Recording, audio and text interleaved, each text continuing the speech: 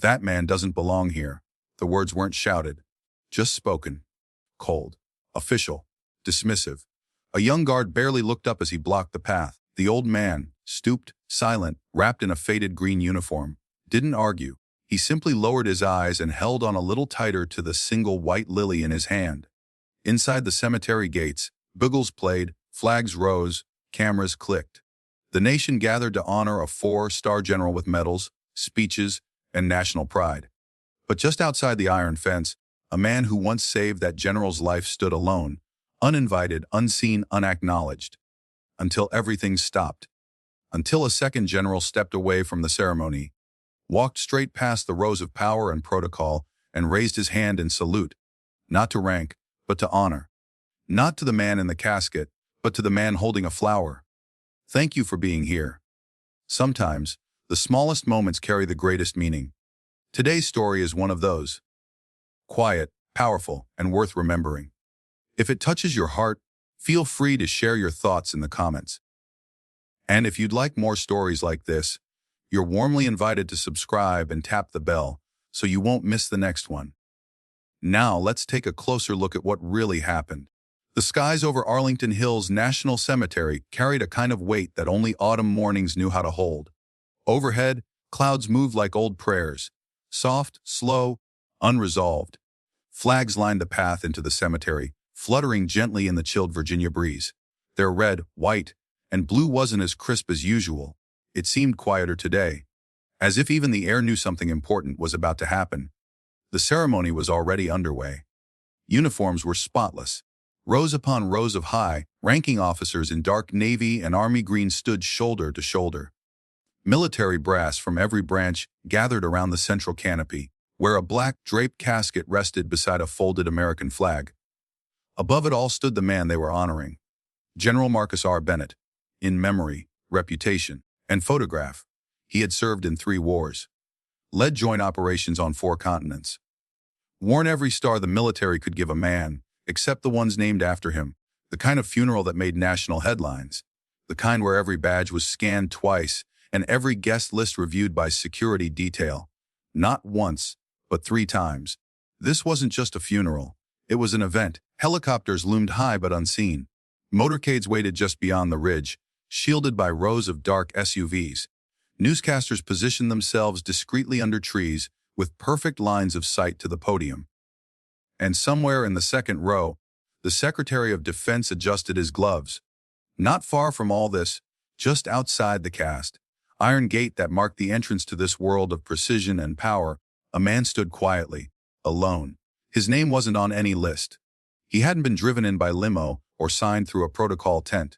He didn't carry a press badge or wear any visible insignia of command. What he carried was something smaller and heavier. A single white lily, wrapped in a strip of cloth, tucked into hands that had known the weight of both a rifle and a brotherhood.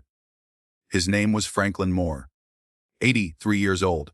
Army Recon, 3 tours. One of those names you didn't hear on Veterans Day speeches, because there was never a microphone pointed his way. His uniform was old, but clean. The deep olive had faded with time to something between green and gray-blue. The brass buttons no longer gleamed, but the boots were polished. He had taken the bus from a town called Ashford Creek, 5 hours away, left before sunrise, made 2 transfers and walked the final 1.5 miles because no one offered, and he didn't ask. He just came to say goodbye. At the gate, a young sergeant from the Joint Base Security Detail raised a hand. "Sir, this area is restricted. Military funeral. 4-star general. Private credentials only. Do you have clearance?" Franklin paused. His breath misted in the cool morning air. "No, son. I just came to pay my respects." The sergeant scanned him up and down. Wrinkled hands, soft shoulders, no medals, no entourage. Just a patch on the sleeve of his jacket. A faded insignia, barely visible. "Are you family?" "I served with him. Long time ago." The young man hesitated, uncertain. He couldn't make out if this was a confused old vet or someone trying to bluff his way in. Either way, the answer was the same. "I'm sorry, sir. I can't let you through." Franklin nodded. Didn't argue. Didn't explain. Just stepped aside and found a spot near the outer stone wall where the trees cast a soft shadow. He didn't lean. He didn't sit. He just stood there, lily in hand, still. Inside the ceremony began. The eulogies flowed, the bagpipes played. Chairs creaked as generals crossed their legs and cameras snapped in perfect timing.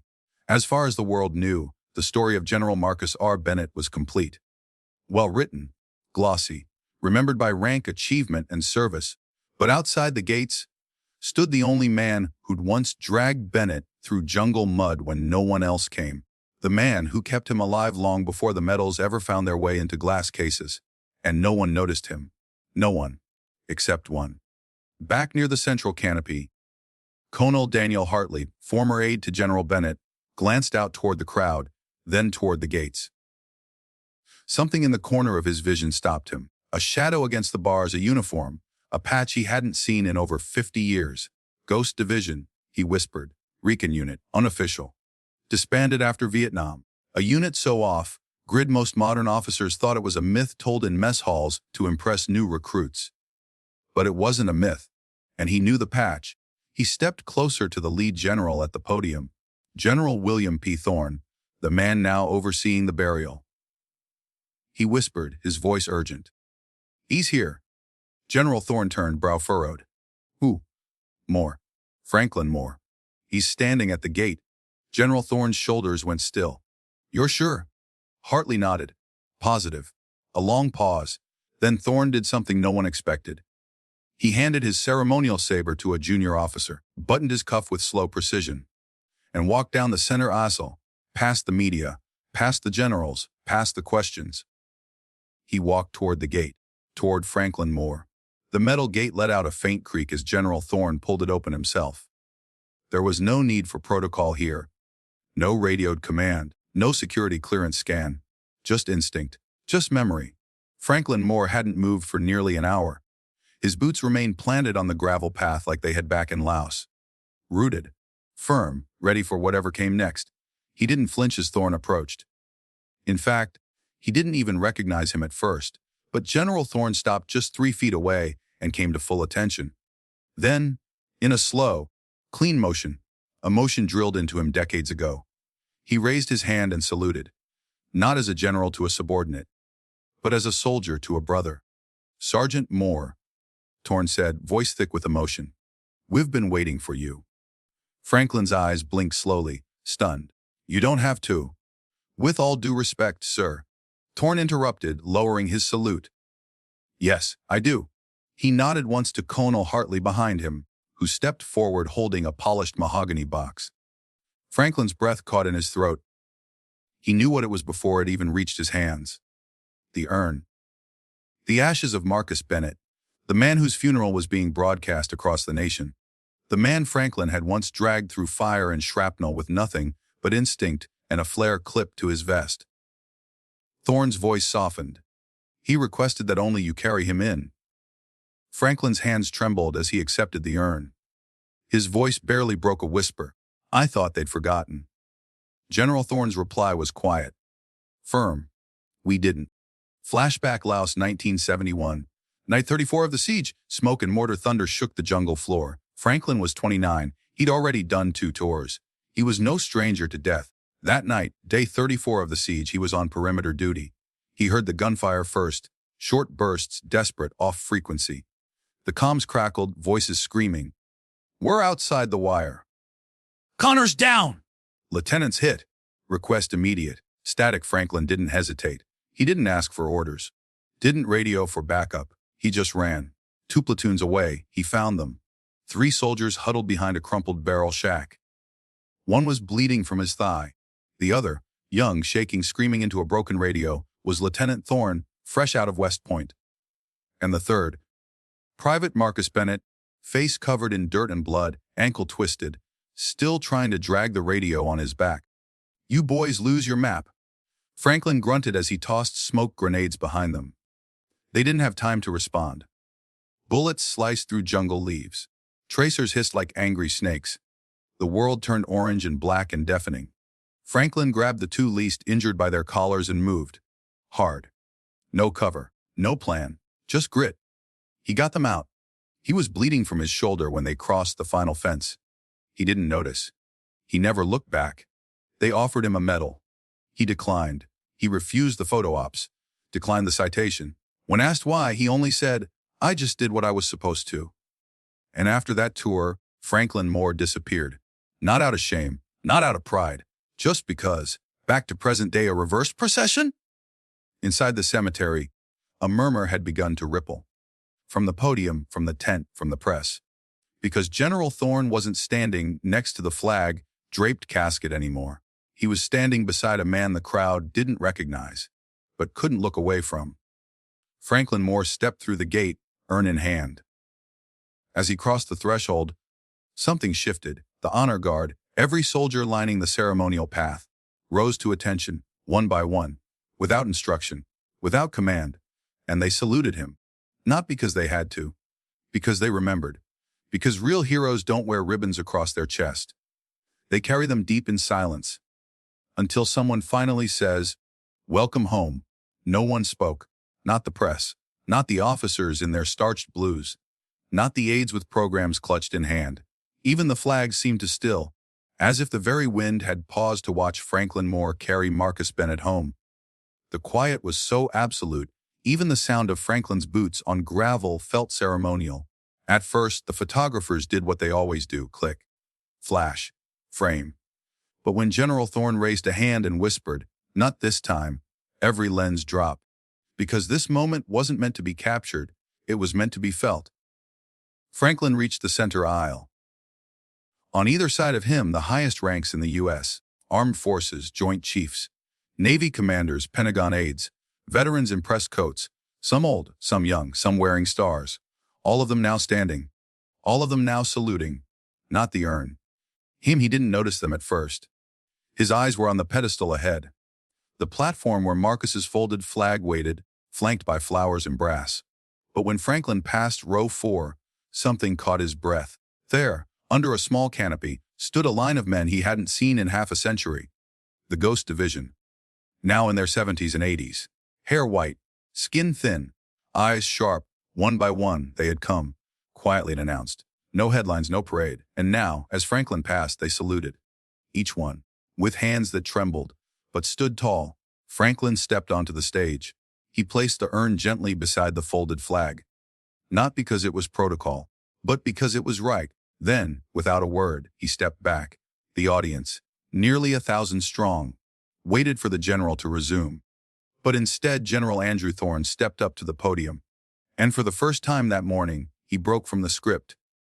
He looked at Franklin, then out across the rows, then down at the speech he was supposed to give, and he folded it. "Ladies and gentlemen," Thorne began, his voice steady, "what you are witnessing today is not in your program, but it is in your history, whether or not you knew it." He turned slightly toward Franklin. "If not for this man, Marcus Bennett would never have made it past age 19. He wouldn't have become a general, wouldn't have trained our future, wouldn't have reshaped military doctrine. And I," the general's voice cracked, "I would never have made it out of that jungle alive." He turned back to the audience. "We hand out medals, we promote, we decorate. But the truth is, some debts cannot be paid in ribbons, only in remembrance." He turned to Franklin once more. "If there is anyone who deserves to lead this final walk, it's Sergeant Franklin Moore, Ghost Recon, Laos, 1971. The stillness cracked. It began as a single clap, then another. Then slowly, deliberately, the entire field stood. Veterans in wheelchairs saluted. Widows removed sunglasses to wipe tears. Officers took off their hats. And the press, they put down their cameras. Because some stories don't need footage, they need reverence. General Thorne stepped down from the stage. He looked Franklin in the eye. "Will you walk with me?" Franklin hesitated, just for a moment, then nodded. Together, shoulder to shoulder, they walked down the path past the stunned crowd, past the black limousines, past the press tents and honor guards. When they reached the final aisle, the honor guard split open, without command, letting them pass. No one cheered. No music played, just the slow echo of two men walking as one leading a general home, the other finally being seen. The sun had started to drop behind the trees, washing the cemetery in golden light. The speeches had ended. The chairs had been folded. The dignitaries had returned to their cars. But Franklin Moore remained. He stood alone under a tall oak tree by the fresh, turned soil of Plot 74A, where the urn of Marcus R. Bennett now rested beneath a modest marble headstone. Its inscription was simple: General Marcus R. Bennett, brother, commander, friend. Franklin knelt slowly. His knees didn't bend as easily as they used to. He reached into his coat and pulled out a small stick of incense, the kind you wouldn't expect to find in a soldier's jacket. He lit it. Let the smoke curl skyward, soft, almost spiritual. He didn't say much. But if you had stood close enough, you might have heard, "I told you I'd make it." A pause. "You always did hate flowers." And then with a soft breath, "Rest easy, kid." Just as he stood, he realized he was no longer alone. General Thorne had returned, still in full ceremonial dress, the shine of the day now gone from his shoulders, replaced with something heavier. In his hand, he held a weathered envelope. "I was in Marcus's safe," he said softly. "He left instructions. Only to give it to you if you came all the way to the grave." Franklin took it carefully. The paper was stiff, yellowed at the edges. Inside, only a single paragraph: "Frank, you never let me thank you." "Not really. You saved my life and disappeared like it didn't matter. But it did. It mattered to me. You're the only debt I carried that no medal, no command, no ceremony could repay. You let me live long enough to serve, long enough to lead, long enough to die at peace. And if there's any justice in this world, one day they'll say my name beside yours. Maybe then I'll finally feel worthy." Your friend, Marcus Franklin, folded the letter back into the envelope, tucked it into his inner pocket, and said, simply, "I didn't do it for thanks." Thorne nodded. "I know," he said. "That's why. You deserve it." A year later, the Franklin Moore Center, a small crowd had gathered on a spring morning in Ashford Creek. Under an archway made of polished stone, bronze letters gleamed in the sun: the Franklin Moore Center, a place for healing.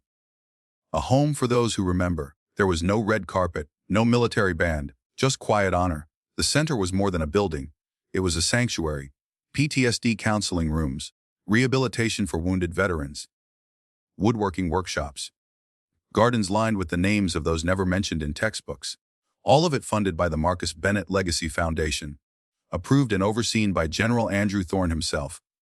Today was the ribbon-cutting ceremony. Local officials waited. Reporters held their pens. The crowd waited for a speech from the man whose name now stood above the doors. But Franklin Moore wasn't on the podium.